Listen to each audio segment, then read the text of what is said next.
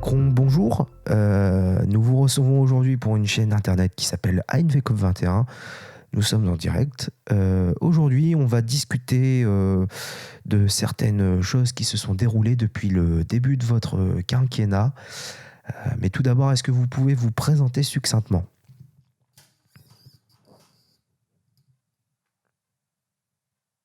Eh bien, écoutez, de toute manière, je pense que tout le monde vous connaît déjà bien assez comme ça. Donc, rentrons direct dans le vif du sujet. Les décrocheurs de portraits, c'est ces gens qui pratiquent la désobéissance civile non violente en entrant dans des mairies pour décrocher vos portraits officiels afin de dénoncer le vide de votre politique environnementale et également l'absence de réaction de votre gouvernement face aux enjeux climatiques. Vous en pensez quoi ? C'est quoi ? C'est de l'écoterrorisme, tout ça ? Ces gens, ce sont des Khmers verts ? Ils font quoi ? C'est une attaque envers la République ?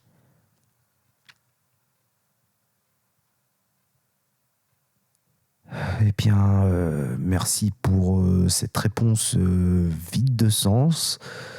Alors, question Internet. Est-ce que, comme pour tous les chômeurs, vous conseilleriez à ces gens de traverser la rue ? Si oui, laquelle ?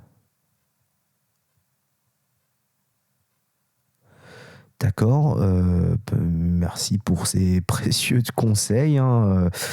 Venant de la part du champion de la Terre, c'est toujours bon à prendre. Petite parenthèse, autre question Internet. Il est où le coffre de Benalla ? Bon, bref, revenons à nos moutons.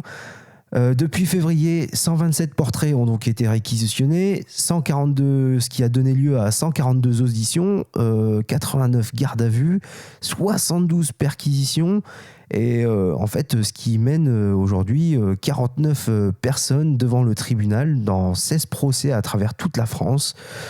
Le BLAT carrément, le bureau de lutte antiterroriste a été saisi.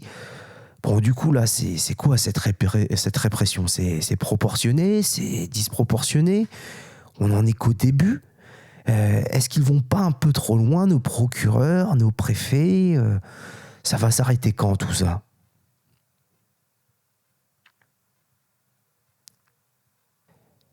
Eh bien, votre discours est vraiment riche en informations. Ça fait vraiment plaisir à entendre.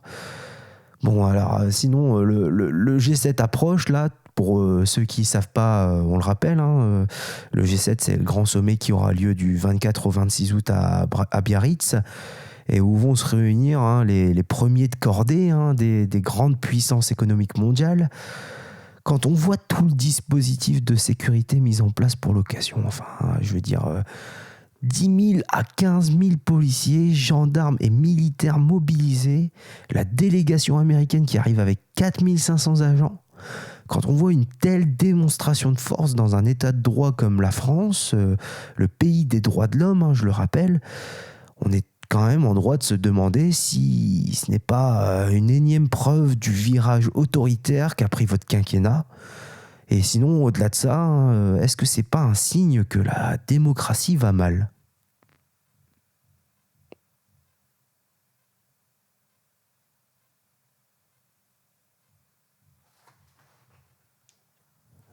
Bon, puisque vous ne souhaitez rien dire là-dessus, je suppose qu'il n'y a pas de changement de cap prévu. On arrive donc à la fin de l'émission. Alors, comme à notre habitude, on demande à nos invités de donner un conseil, enfin de plutôt laisser une bouteille à la mer pour les jeunes générations.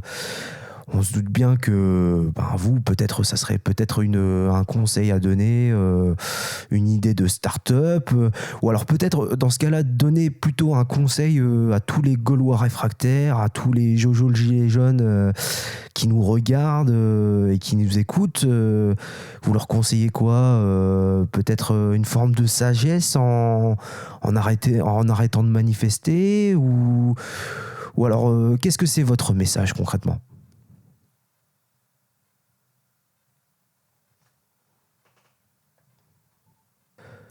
Bon, malgré tout ça, je pense que tout le monde vous aura tout de même écouté avec grande attention, bien que vous n'ayez rien dit du tout. Emmanuel Macron. Merci. Je pense que cette discussion aura su rassurer notre communauté sur l'avancement de votre projet. À bientôt.